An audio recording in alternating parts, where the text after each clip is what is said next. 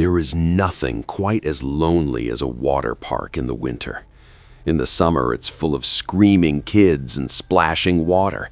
But in the winter, it's just a graveyard of concrete and fiberglass. My friends and I were urban explorers. We liked the aesthetic of dead places.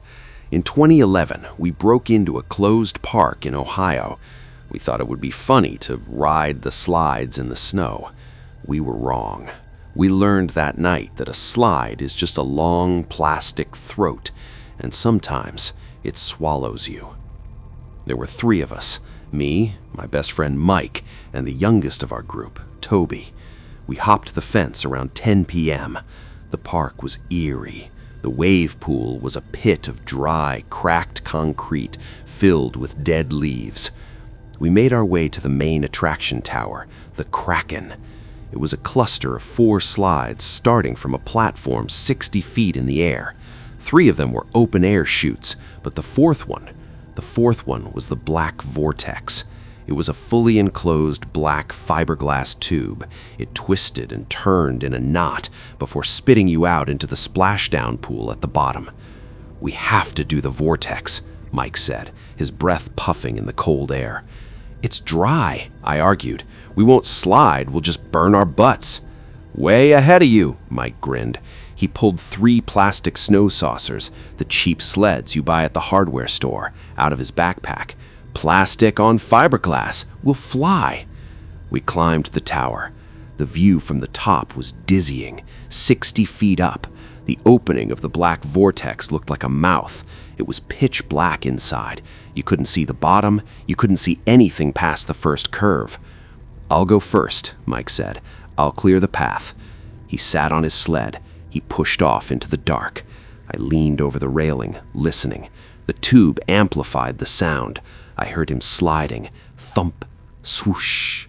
Then, about 15 seconds later, I heard his voice from way down below. "Clear! It's fast! Come on!" I looked at Toby. He looked nervous.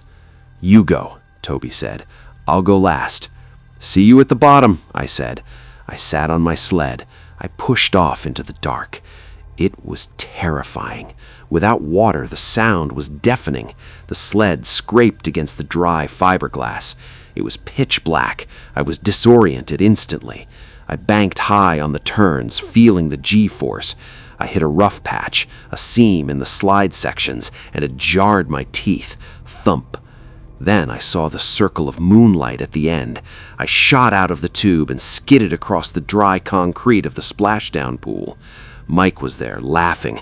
"Dude, that was insane!" I stood up, dusting off my jeans. My adrenaline was pumping.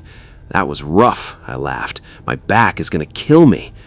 We looked up at the tower. We could see Toby's silhouette leaning over the railing 60 feet up. "Go, Toby!" Mike yelled. The sound echoed off the empty pools. "Coming!" Toby yelled back. We watched. We saw Toby disappear into the mouth of the black tube. We heard the initial swoosh of his sled. We stood there, waiting to catch him. 5 seconds passed. 10 seconds. I heard the familiar scraping sound of the sled echoing down the pipe. Scrape, scrape. 15 seconds. "He's slower than us," Mike said, "probably dragging his feet." 20 seconds. The scraping sound stopped. I frowned. "Did you hear him hit the bottom?" "No," Mike said. We waited. "Toby!" I yelled into the exit of the slide. The tube acted like a megaphone. "Toby, are you stuck?" Silence. Then we heard a sound. It came from deep inside the tube. "He's scooting," Mike said. "He must have stalled out on one of the flat sections." "Toby, push yourself out!" I yelled. 30 seconds passed. "Guys?" It was Toby's voice, but it didn't sound like it was coming from the bottom of the slide. It sounded muffled, distant. "I'm stuck!" Toby yelled. His voice was laced with panic. "There's something blocking the way!" Mike and I looked at each other. "Blocking the way?" Mike shouted. "We just came down. It was clear."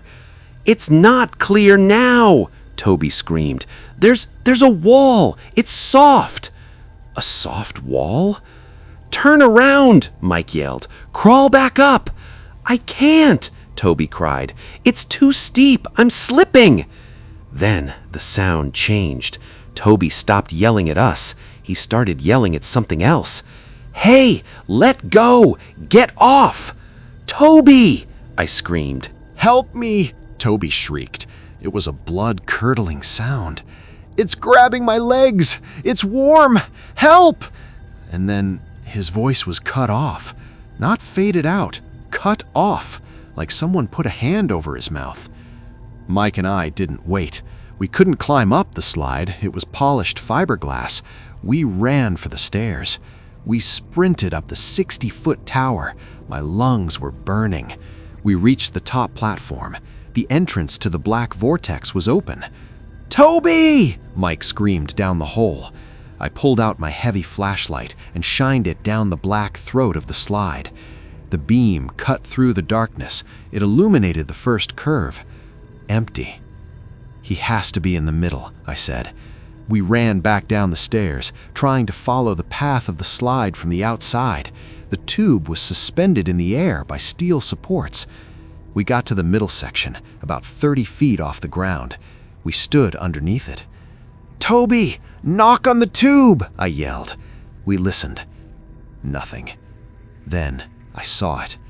On the underside of the fiberglass tube, right above our heads, there was a seam where two sections of the slide were bolted together. A dark liquid was dripping from the seam. It hit my boot. I shined my light on it. It was red. I called 911. The fire department arrived with a ladder truck. They had to use the jaws of life to cut the fiberglass tube open. Mike and I stood on the ground, watching. We saw the firefighters cut a square out of the side of the slide. The first firefighter looked inside. He immediately recoiled. He turned his head and vomited off the side of the ladder. They brought Toby out in a body bag. The police investigation took months. They told us it was a freak accident. They said that a maintenance hatch inside the slide had come loose. They said the vibration of the first two sliders, Mike and me, had rattled the bolts. When Toby came down, the heavy steel flap had swung open into the slide, creating a blockage. They said he hit the steel flap at 30 miles per hour.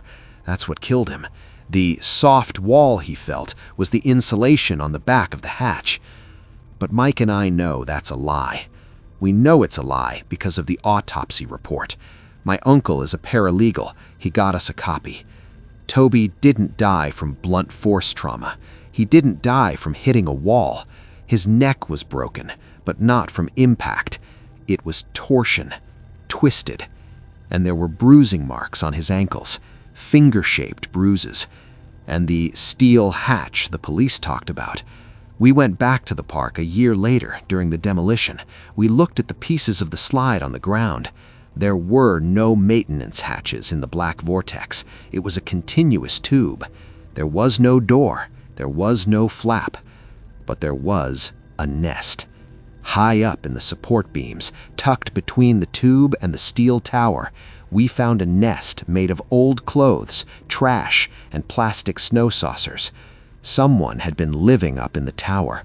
Someone who knew how to brace their legs against the outside of the tube.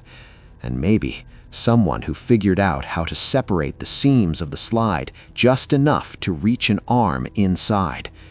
They waited for the first kid. Too fast. They waited for the second kid. Too fast. But the third kid, the slow one, they caught him. I don't go to water parks anymore. I can't stand the sound of rushing water, because every time I hear it, I remember Toby screaming about the wall being warm. Metal isn't warm. Fiberglass isn't warm. Only people are warm.